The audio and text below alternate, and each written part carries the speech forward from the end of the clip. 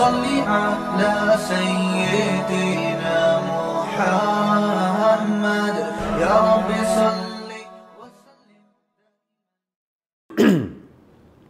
بسم اللہ الرحمن الرحیم۔ آج میں آپ کے سامنے سورہ آل عمران کا 7واں یعنی رکوع نمبر 7 اور تیسرے پارے کا رکوع نمبر 15 پیش کروں گا، اور حسب معمول سب سے پہلے اس کا لفظی ترجمہ، پھر یعنی مختصر گرامر کے ساتھ پھر اس کی تفسیر ہوگی، اور جو علمی نکات ہمیں اس میں نظر آتے ہیں وہ انشاءاللہ آپ کے سامنے پیش کریں گے۔ نمبر وار، اعوذ باللہ من الشیطان الرجیم، بسم اللہ الرحمن الرحیم۔ قل یا اہل الکتاب، قل کا معنی کہہ دیجئے، یا اہل الکتاب اے کتاب والو، یعنی یہود و نصارہ، مراد اس آیت میں عیسائی ہیں۔ تعالوا، آؤ، میں نے بتایا تھا کہ تعال عزت کے ساتھ جب کسی کو بلایا جاتا ہے تو تعال استعمال ہوتا ہے واحد کا صیغہ، اور جمع کے لیے تعالوا، آؤ، الی کلمتن، ایک ایسی بات کی طرف، سوائن جو برابر ہے، بیننا و بینکم، ہمارے اور تمہارے درمیان مشترک چیز ہے، اس کی طرف آ جاؤ۔ وہ کیا ہے؟ اللہ نعبد الا اللہ، اللہ اصل میں تھا ان لا، ان کا معنی کہ، لا کا معنی نہیں، اللہ نعبد کہ ہم عبادت نہیں کریں گے، الا اللہ مگر اللہ کی، ولا نشرک بہ شیئا اور ہم اس کے ساتھ کسی کو شریک نہیں کریں گے، ولا یتخذ بعضنا اور نہیں ٹھہرائے گا ہم میں سے بعضاً بعض کو، ارباباً رب کی جمع ارباب آتی ہے، رب کا معنی معبود، رب ہم میں سے بعض کو معبود نہیں بنائیں گے، من دون اللہ اللہ کو چھوڑ کر۔ فَإِن تَوَلَّوْا اگر یہ لوگ اعراض کریں، فَقُولُوا تو ان سے کہہ دیجئے، اشہدوا تم لوگ گواہ رہو، بِأَنَّا مسلمون کہ بے شک ہم تو فرما بردار ہیں، بِأَنَّا اصل میں تھا بِأَنَّا نا کہ ہم تو فرما بردار ہیں۔ یا اہل الکتاب اے اہل کتاب، لیما تحاجون، لیما کا معنی وائے کیوں، تحاجون اصل میں تھا تحاجیجون، باب مفعلہ حجت بازی کرنا، تم کیوں حجت بازی کرتے ہو، فی ابراہیم ابراہیم کے بارے میں، وما انزلت التوراۃ والانجیل اور نہیں نازل کی گئی تورات اور انجیل، الا من بعدہ مگر یہ کہ ابراہیم کے بعد نازل کی گئی ہے، افلا تعقلون تو تم عقل سے کام نہیں لیتے۔ ہا انتم، ہا کا معنی ارے، ہا تنبیہ کے لیے استعمال ہوتا ہے نا، ہا انتم ارے تم، ہا اولائی ایسے ہو، تم تو ایسے ہو، ہا اولائی شاید تم ایسے ہو، کیسے ہو، حاجج تم کہ تم نے حجت بازی کی ہے، فی ما اس چیز کے بارے میں، لکم تمہارے لیے، بھی اس چیز کا علم ہے، یعنی تم ایسے لوگ ہو کہ تم حجت بازی تم کر چکے ہو ہم سے ایسے معاملے میں جس کا تمہیں علم ہے، فلیما تحاجون تو پھر تم حجت بازی کیوں کرتے ہو، فا کا معنی تو، لما کا معنی کیوں، تو تم حجت بازی کیوں کرتے ہو، فی ما اس چیز میں، لیس لکم بھی علم کہ نہیں ہے تمہارے لیے اس چیز کا کوئی علم، یعنی تمہارے پاس اس چیز کا علم ہی نہیں ہے۔ کیا مطلب؟ آسان ترجمہ یہ ہوگا کہ تم ایسے ہو کہ تم ایسی چیز میں تو حجت بازی کی تم نے جس کا تمہیں علم ہے، تو یہ بات تو سمجھ میں آتی ہے، جس کا علم ہو، دلیل ہو، اس پہ بحث کرنی چاہیے، لیکن ایسی چیز میں حجت بازی کیوں کر رہے ہو جس کا سرے سے تمہیں علم ہی نہیں ہے۔ واللہ یعلم اور اللہ جانتا ہے، وانتم لا تعلمون اور تم نہیں جانتے۔ ما کان ابراہیم یہودیہ نہیں تھے ابراہیم یہودی، ولا نصرانین اور نہ نصرانی یعنی عیسائی بھی نہیں تھے، ولیکن لیکن وہ تھے، کانا وہ تھے، حنیفاً حنیف کئی دفعہ یہ میں ڈیفائن کر چکا ہوں، حنف کہتے ہیں میلان، ایک سائڈ کو ایک طرف کو جانا، تو باطل چیز سے ہٹ کے جب انسان سیدھی طرف کو جاتا ہے تو اس کو حنیف کہا جاتا ہے، ایسے شخص کو۔ تو حنیفاً یعنی غلط چیزوں سے ہٹ کر سیدھے راستے پہ چلنے والے تھے، مسلماً اور اللہ کے مکمل فرما بردار تھے، وما کان من المشرکین اور ابراہیم علیہ السلام مشرکین میں سے نہیں تھے۔ ان اول الناس بابراہیم بے شک سب سے زیادہ قریب ابراہیم کے، اولا کا معنی ہوتا ہے ولی یلی کا معنی ہوتا ہے کسی سے ملا ہوا ہونا، ولی یلی سمیع حسیب یحسب کی طرح، اور اولا ازربو کی طرح، ازربو دوسرے کے مقابلے میں زیادہ مارنے والا، تو اولا دوسرے کے مقابلے میں زیادہ قریب۔ ان اول الناس لوگوں میں سب سے زیادہ قریب، یعنی لوگوں کے مقابلے میں لوگوں میں سب سے زیادہ قریب بھی ابراہیم کے، للذین، لام تاکید کے لیے اصل میں تھا الذین، البتہ وہ لوگ ہیں اتبعوہ، جنہوں نے فالو کیا ابراہیم کو، ابراہیم کے سب سے زیادہ حقدار، سب سے زیادہ قریب، تو حقدار بھی اس کا ترجمہ کر سکتے ہیں، سب سے زیادہ حقدار۔ آپ کہیں گے بھئی سب سے زیادہ کا ترجمہ میں کیوں کر رہا ہوں، کمپیریٹیو میں تو یہ ہوتا ہے دوسرے کے مقابلے میں، تو جب اصل میں یہاں اولن ناسی ہے نا، تو یہاں ہے لوگوں میں سب سے زیادہ، یعنی لوگوں کے مقابلے میں زیادہ حقدار، تو ظاہر ہے لوگوں کے مقابلے میں جو زیادہ ہوگا وہ سب سے زیادہ ہی ہوگا نا، تمام لوگوں کو اللہ نے ایک طرف رکھا ہے اور ان کے مقابلے میں کہا ہے کہ ان سے بیٹر، تو وہ سب سے بہتر ہی ہو جائے گا۔ تو لوگوں میں سب سے زیادہ قریب ابراہیم کے، للذین، البتہ وہ لوگ ہیں اتبعوہ، جو ابراہیم کو فالو کرتے ہیں، وہذا النبی، اور یہ نبی یعنی محمد صلی اللہ علیہ وسلم جن پر قرآن نازل ہو رہا ہے، یہ ہمیں بتایا جا رہا ہے، وہذا النبی، اور یہ نبی بھی سب سے زیادہ قریب ہیں ابراہیم کے، والذین آمنوا، اور وہ لوگ جو ایمان لائے ہیں یعنی مسلمین، یہ لوگ ابراہیم کے سب سے زیادہ قریب ہیں، واللہ ولی المؤمنین، اور اللہ مومنین کا دوست ہے۔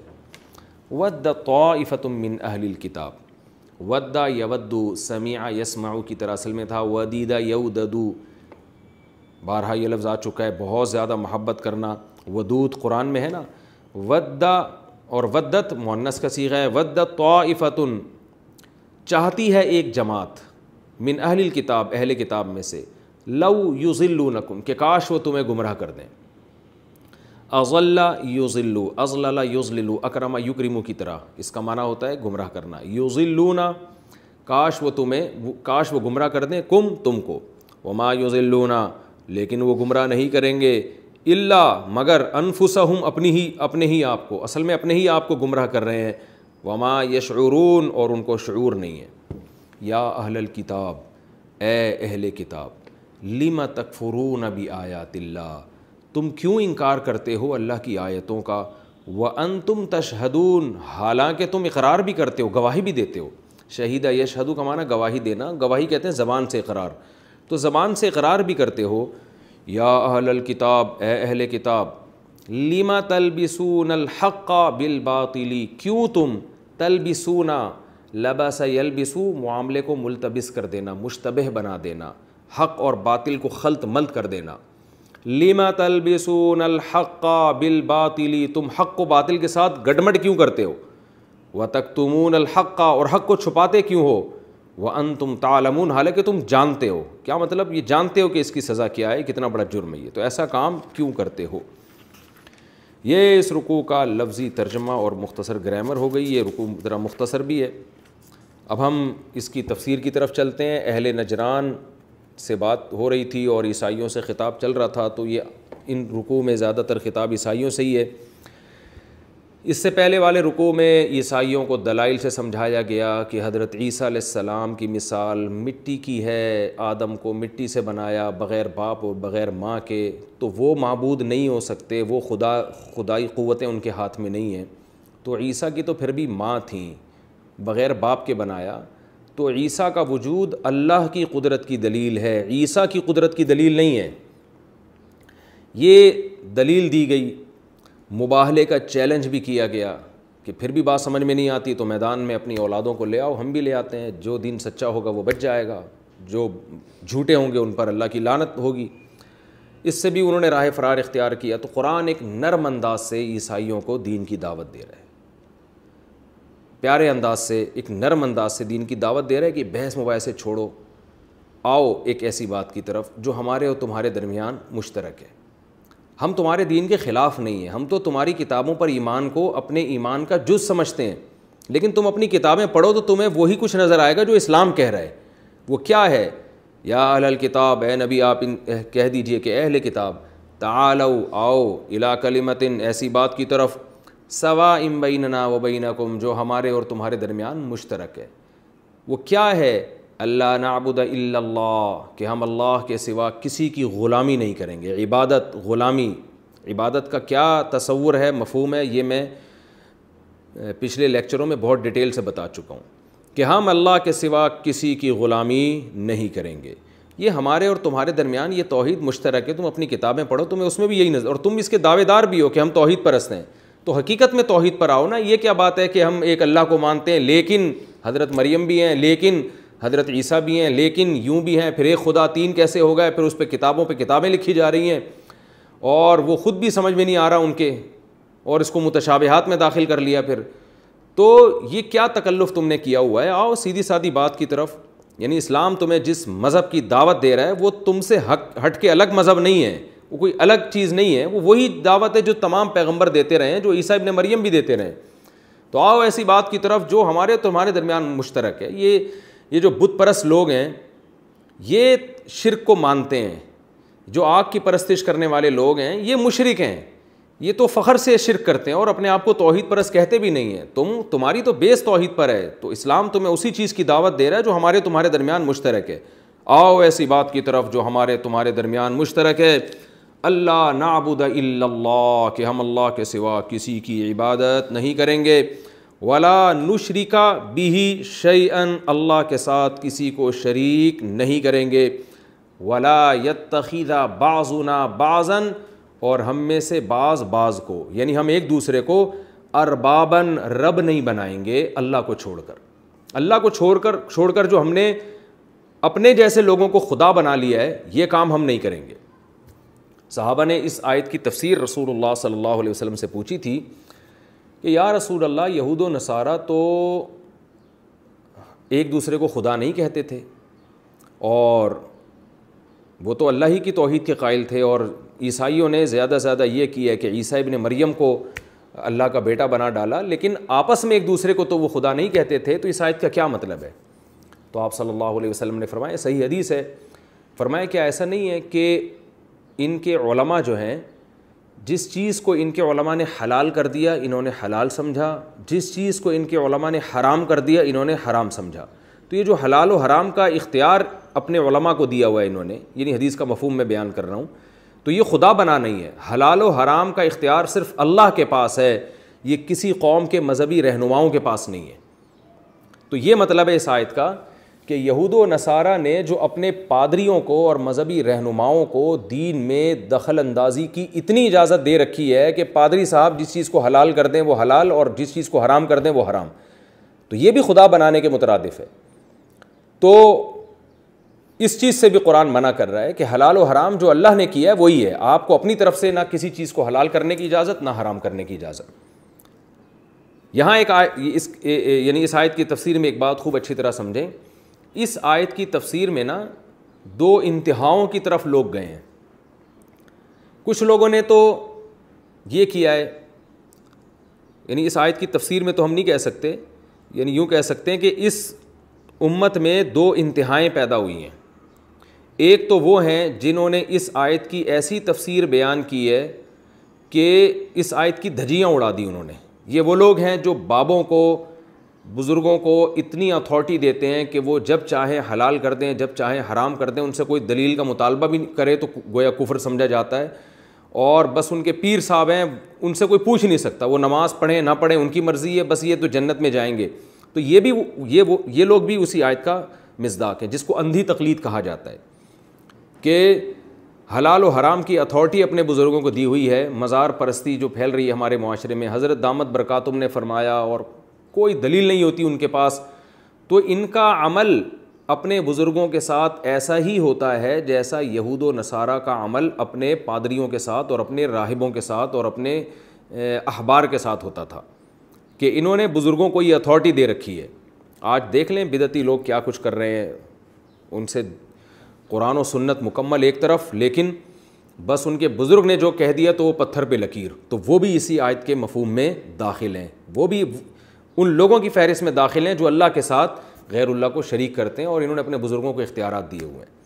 لیکن دوسری طرف ایک اور انتہا جو اس آیت کی غلط تفسیر کرتی ہے, وہ لوگ ہیں کہ جو لوگ مجتہدین کی تقلید کرتے ہیں, اس پر ان لوگوں پر یہ آیتیں فٹ کی جاتی ہیں کہ جناب آپ ابو حنیفہ رحمہ اللہ تعالیٰ کے قول کو فالو کر رہے ہو, آپ امام شافعی کو قول کو فالو کر رہے ہو, تو قرآن تو منع کر رہا ہے کہ حلال و حرام کا اختیار تو صرف اور صرف اللہ کے پاس ہے, تو ابو حنیفہ کے پاس تھوڑی اختیار آ گیا, امام شافعی کے پاس تھوڑی اختیار آ گیا.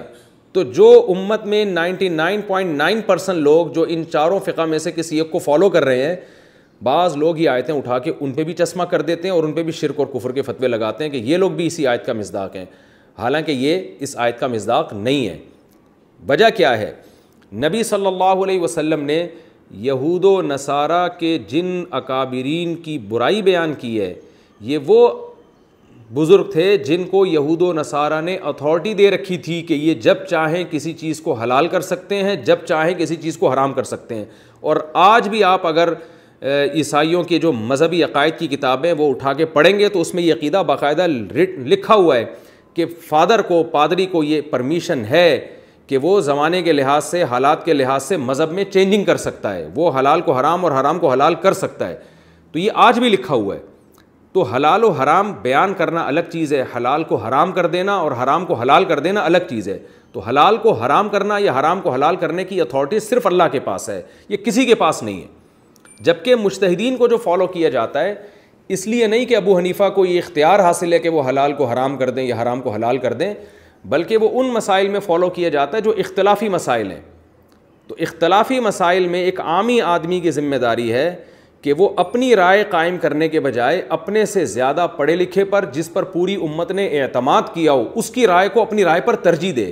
تو ابو حنیفہ کو وہ حلال و حرام کرنے کی اتھارٹی نہیں دے رہا، بلکہ وہ یہ اتھارٹی دے رہا ہے کہ قرآن و سنت میں جہاں دلائل میں تعارض ہوگا، دونوں طرف دلائل ہوں گے، تو آپ مجھ سے زیادہ پڑھے لکھے ہیں، آپ نے صحابہ کے زمانے کو دیکھا ہے، آپ اگر کسی چیز کو یہ بتائیں گے کہ یہ حلال ہے تو میں اپنی رائے کو چھوڑ دوں گا، آپ کی رائے کو فالو کروں گا قرآن و سنت کو سمجھنے میں۔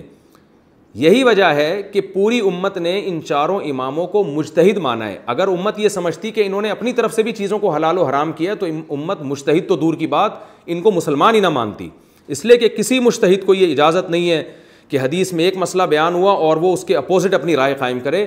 ایسا کام اگر کوئی مجتہد کرے گا تو وہ مجتہد تو دور کی بات، وہ اسلام سے خارج ہو جائے گا۔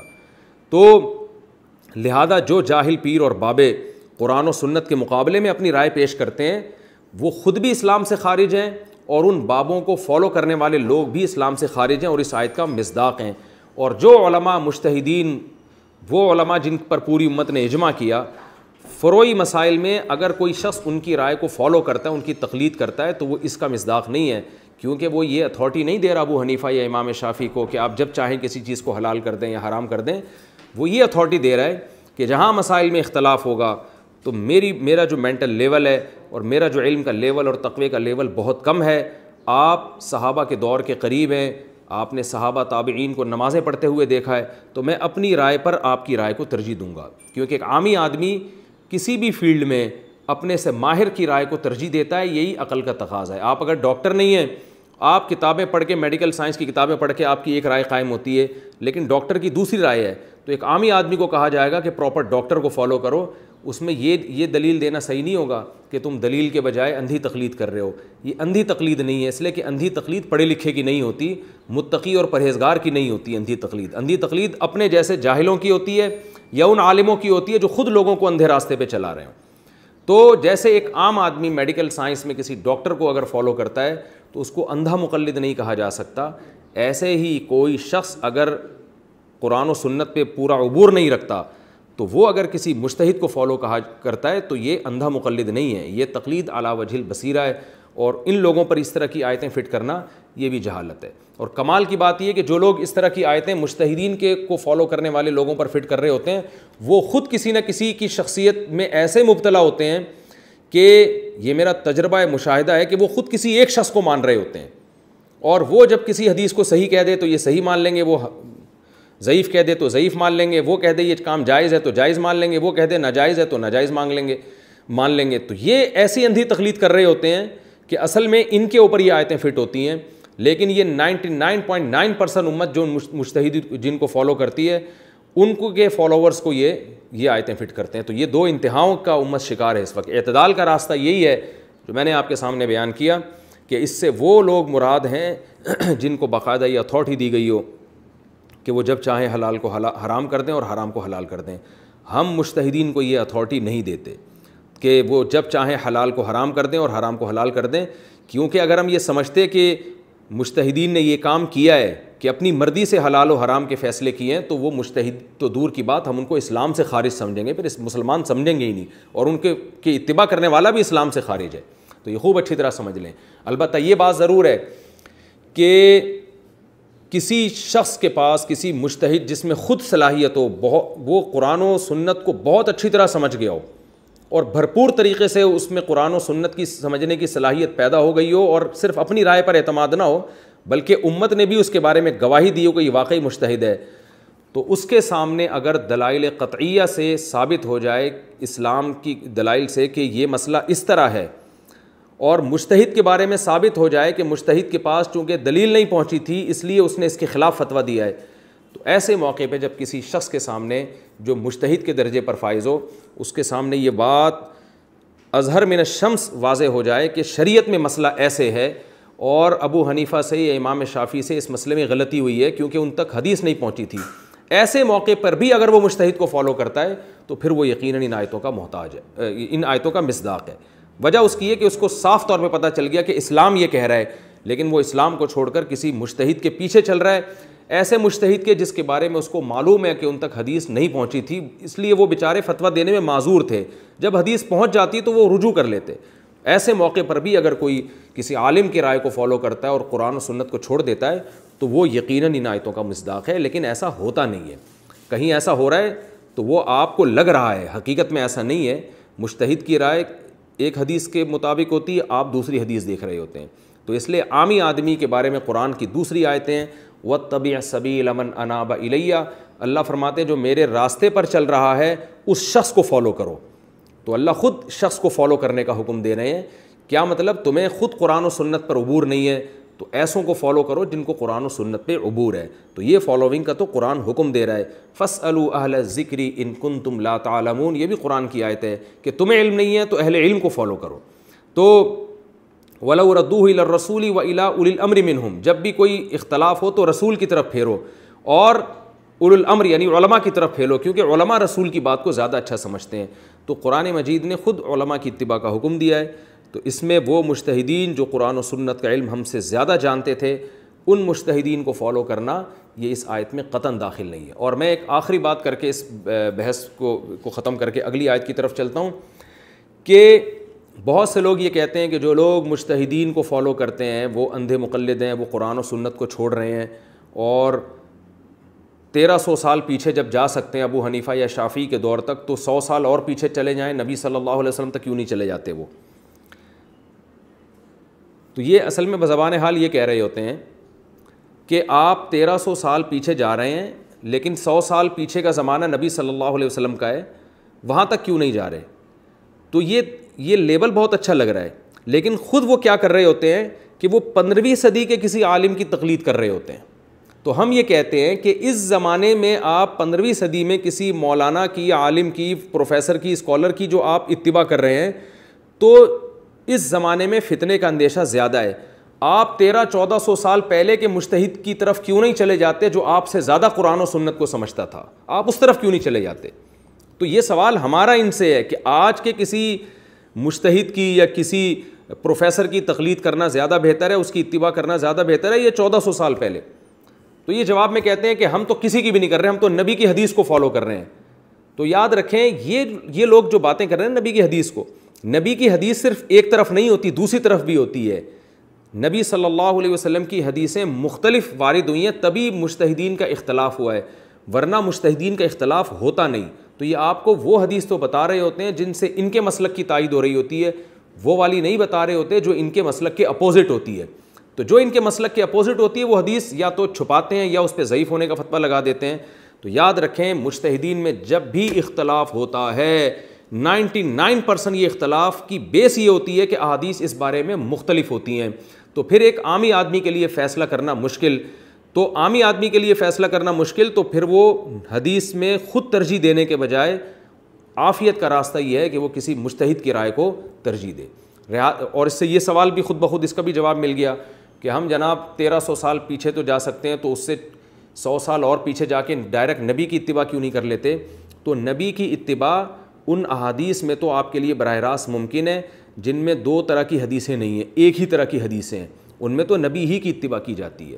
لیکن اگر حدیثیں دو طرح کی آ رہی ہیں، اس ایک حدیث سے پتہ چل رہا ہے یہ کام جائز ہے، ایک حدیث سے پتہ چل رہا ہے یہ کام ناجائز ہے، تو اس میں ترجیح کون سی حدیث کو دینی ہے اور کس میں تعویل کرنی ہے، اس کے لیے مجتہدین کی ضرورت پڑتی ہے کہ اس میں آپ اپنی رائے کو فالو کرنے کے بجائے، یعنی حدیث کی تشریح میں اپنی رائے کو فالو کرنے کے بجائے آپ کسی مجتہد کی رائے کو فالو کریں. تو یہ یعنی الفاظ کے بکھیڑے ہیں اور الفاظ کے خوشنما نعرے ہیں جس سے لوگوں کو بیوقوف بنایا جاتا ہے اور لوگوں کو یہ سمجھایا جاتا ہے کہ ہم تمہیں حدیث بتاتے ہیں اور یہ چاروں اماموں نے تو پتہ نہیں کیا کیا ہے. تو ایسا نہیں ہے. تو خوب سمجھ لیں کہ تقلید کن مسائل میں کی جاتی ہے، اس سے یہ مسئلہ واضح ہو جائے گا. عقائد میں تقلید نہیں ہوتی. قرآن و سنت میں عقیدے کے معاملے کو بہت وضاحت سے بیان کیا ہے، اس میں دائرہ قرآن و سنت کو فالو کیا جائے گا. اسی طرح کچھ مسائل قرآن و سنت میں ایسے ہیں جو اختلافی نہیں ہیں، اس میں ایک ہی طرح کے دلائل ہیں، جیسے زانی کو 100 کوڑے مارے جائیں گے، اور حدیث میں آتا ہے شادی شدہ زانی کو رجم کیا جائے گا، نمازیں 5 فرض ہیں، رمضان کے روزے فرض ہیں، حج کرنا فرض ہے، عمرہ کرنا فرض ہے. یہ وہ مسائل ہیں جس میں کسی کی تقلید جائز نہیں ہے، کیونکہ ان مسائل کو آپ صلی اللہ علیہ وسلم نے اتنی وضاحت سے بیان کر دیا ہے کہ اس میں ڈائریکٹ نبی کو فالو کیا جائے گا، کیونکہ نبی کی بات کے دو مطلب یہاں نکلتے نہیں ہیں. تو اس میں آپ کو 1300 سال نہیں بلکہ آپ ڈائریکٹ 1400 سال پیچھے ہی جائیں گے.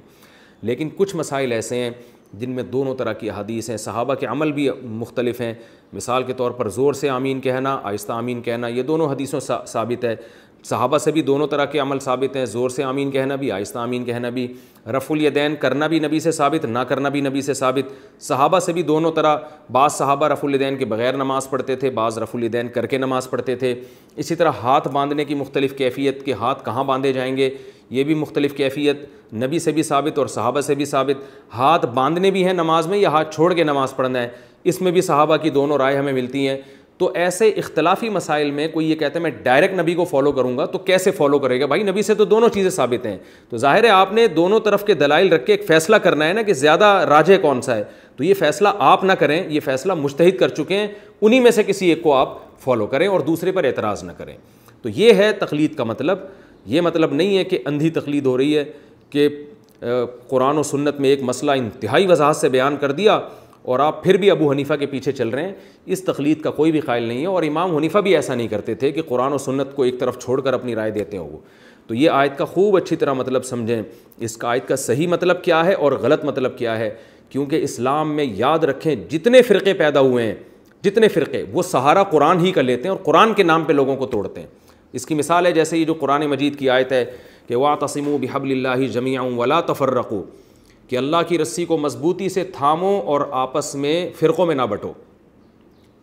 بہت سے لوگوں نے کیا کیا، جیسے جماعت المسلمین نے اس آیت کو لے کے چاروں فقہ کے جو فالوورز ہیں، حنفی، مالکی، شافعی، حنبلی، ان سب کو غلط قرار دیا اور کہا کہ قرآن تو کہہ رہے قرآن کو پکڑو اور فرقوں میں نہ بٹو، یہ تو 4 فرقوں میں بٹ گئے، لہذا یہ سب غلط ہیں. 5واں انہوں نے جماعت المسلمین نکال لیا.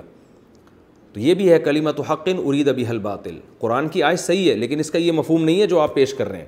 قرآن کی آیت کا مفہوم کیا ہے کہ جو اس کا شان نزول ہے کہ 2 قبیلوں میں جنگ ہو رہی تھی عصبیت کی بیس پہ، تو قرآن نے کہا کہ قرآن کو لازم پکڑو. قرآن کہتا ہے مسلمان بھائی آپس میں لڑتے نہیں ہیں، تو ولا تتفرقوا، آپس میں فرقوں کا مطلب لڑائی مت کرو، دھڑوں میں مت بٹو، وہ دھڑے جن سے لڑائی پیدا ہوتی ہے یہ کام مت کرو.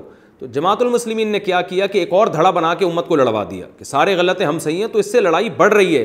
تو آیت کی دھجیاں اڑائی جا رہی ہیں لیکن غلط مفہوم پیش کر کے اپنے آپ کو صحیح ثابت کیا جا رہا ہے. تو یہ جو فروعی اختلاف کی بیس پر مختلف فقہ وجود میں آئے ہیں یہ اس آیت میں داخل ہی نہیں ہے، کیونکہ فروعی اختلاف تو صحابہ کرام کے درمیان بھی موجود تھے. تو یہ ہے علم میں عمق اور گہرائی ختم ہو گئی ہے، بس کچھ الفاظ یاد کر کے لوگ چشمہ کر دیتے ہیں. تو میں بھی اس آیت کا مفہوم خلاصے کے طور پر بیان کرتا ہوں کیونکہ آیت بہت امپورٹنٹ ہے. اس میں وہ لوگ جو اپنے پیروں کو، مرشدوں کو اتنا بڑا بنا دیتے ہیں کہ قرآن و سنت ایک طرف، اور جو ہمارے حضرت جی نے کہا ان کو کیونکہ الہام ہوتا ہے، ان کا اللہ سے ڈائریکٹ کوئی لنک ہے، یہ زیادہ یعنی یہ جو بات کہتے ہیں تو غلط ہی نہیں ہوتی. اور ان کی ہر غلط بات جو 100% غلط ہو اس کی تعویل در تعویل کر کے ان کو صحیح قرار دینے کی کوشش کرنا، جو یہ کام کرے گا وہ اس آیت کی فہرست میں داخل ہوگا.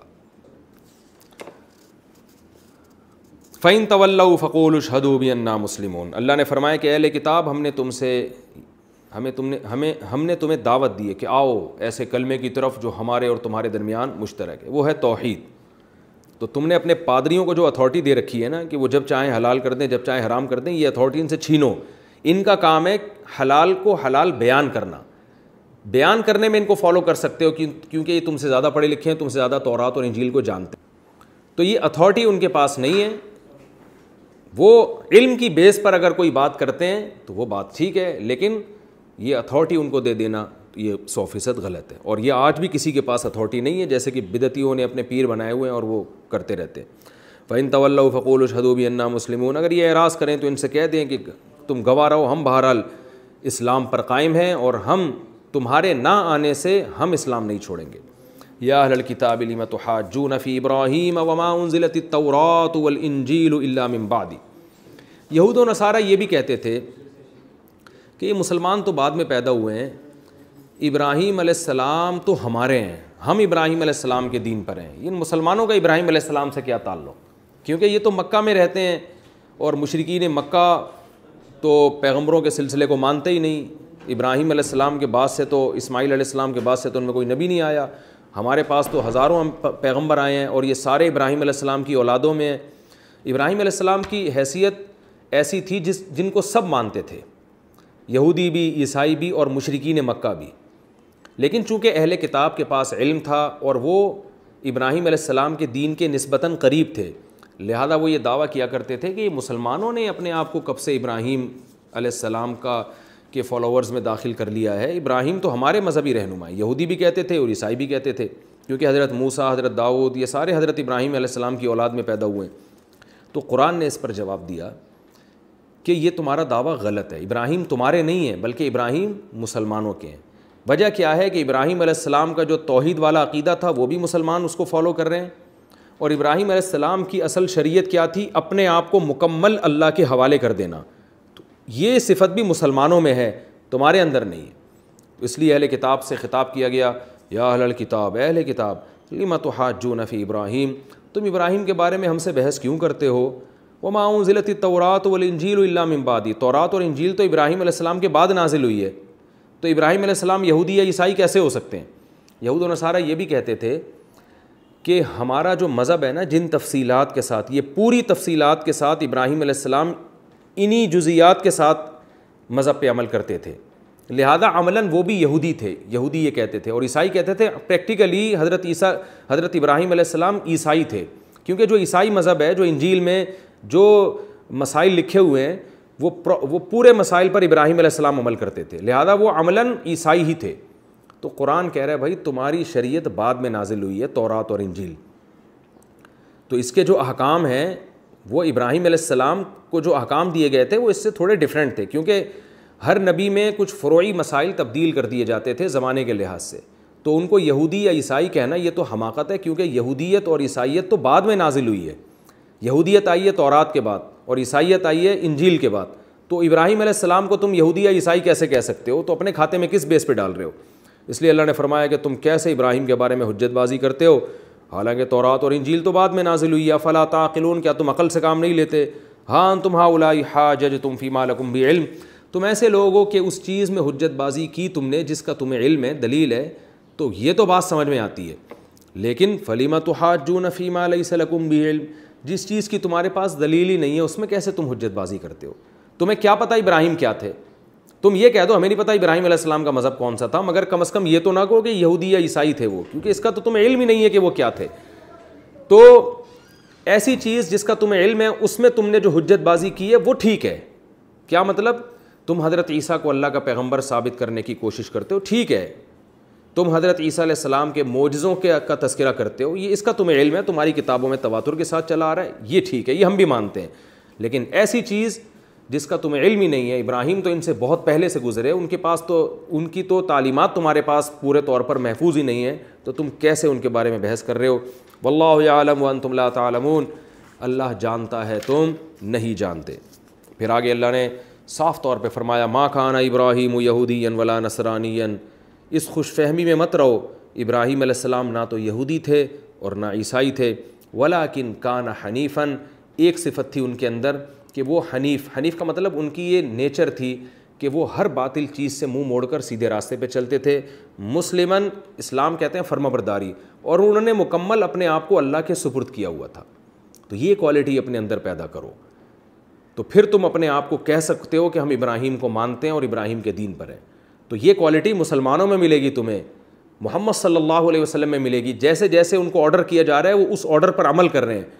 تو اس لحاظ سے ابراہیم علیہ السلام مسلم تھے اور مسلمان ان کے زیادہ قریب ہیں. تم چونکہ اللہ کے حکام کو تم نے تو تورات اور انجیل پر صحیح طرح عمل نہیں کیا, تو تم اپنے آپ کو ابراہیم کی فہرست میں داخل نہیں کر سکتے. وما کان من المشرکین, اور عقیدہ ابراہیم کا یہ تھا کہ وہ مشرکین میں سے نہیں تھے, جبکہ تم تو شرک کرتے ہو. آگے اللہ نے یہ دلائل دینے کے بعد بتا دیا کہ اس جو معیار ہم نے بتایا ہے اس معیار کے مطابق سب سے زیادہ ابراہیم کے قریب اور ابراہیم کے حقدار وہ مسلمان ہیں. وہ یہ دعویٰ کر سکتے ہیں کہ ابراہیم ہمارے ہیں, کیونکہ یہ صحیح معنوں میں حضرت ابراہیم کی تعلیمات کو فالو کرتے ہیں. اس لیے اللہ نے فرمایا انا اولى الناس بابراہیم للذین اتبعوہ, بے شک ابراہیم کے سب سے زیادہ حقدار اور قریب وہ لوگ ہیں جو ابراہیم کو فالو کرتے ہیں. تو جو حقیقی معنوں میں حضرت ابراہیم کو جن لوگوں نے فالو کیا ان سالوں میں, ان صدیوں میں, تو وہ ہیں وہذا النبی, اور یہ جو نبی ہیں محمد صلی اللہ علیہ وسلم. اللہ گویا اشارہ کر کے کہنے ارے یہ نبی ہیں اصل جو ابراہیم کے حقدار ہیں.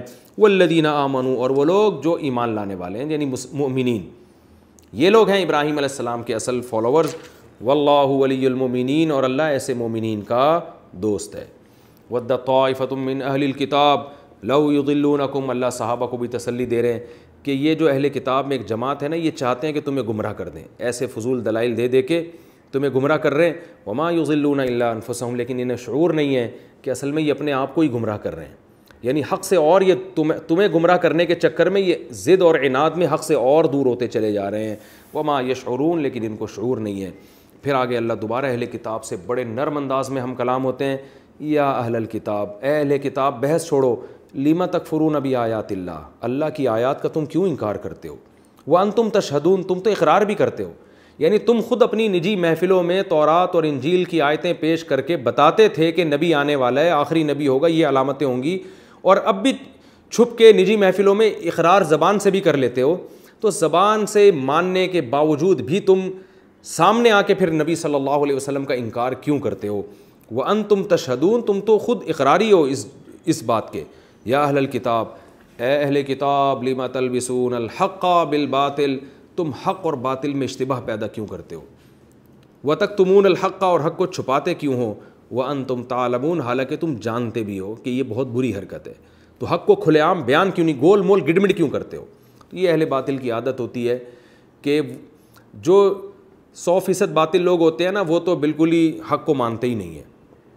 اور جو شرارتی قسم کے لوگ ہوتے ہیں باطل ہونے کے ساتھ ساتھ, وہ کیا کرتے ہیں, کچھ حق بھی بتاتے ہیں کچھ باطل بھی, تاکہ ان کے حق کو دیکھ کے لوگ سمجھیں کہ یہ حق پرست ہیں, لیکن اس کے درمیان میں باطل کو ڈال دیتے ہیں. جیسے آج بھی بہت سے اسکالر ایسے ہیں, دیکھا ہوگا آپ نے, جو اسلام کے ساری تعلیمات ہی کو انہوں نے توڑ موڑ کے رکھ دیا, لیکن کچھ چیزیں اسلام کی وہ بڑی ڈیفائن کر رہے ہوتے ہیں اور اسلام کا دفاع کر رہے ہوتے ہیں. تو اس سے لوگ سمجھتے ہیں کہ بڑے نیک لوگ ہیں, حق پرست ہیں, دیکھو اسلام کی تعریفیں کر رہے ہیں, لیکن اسلام کے بنیادی حکام کی جڑیں کھوکھلی کر دیتے ہیں وہ. تو یہ ہے حق اور باطل میں خلط ملط کر دینا.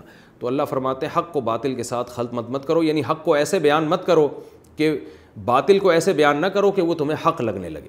تو یہ کام مت کیا کرو. یہ رکو ہمارا تفسیر کے لحاظ سے کمپلیٹ ہو گیا. اس میں جو علمی نکات ملتے ہیں وہ انشاءاللہ اگلے ایپیسوڈ میں بیان کر کے پھر میں اگلے رکوع کی طرف چلوں گا.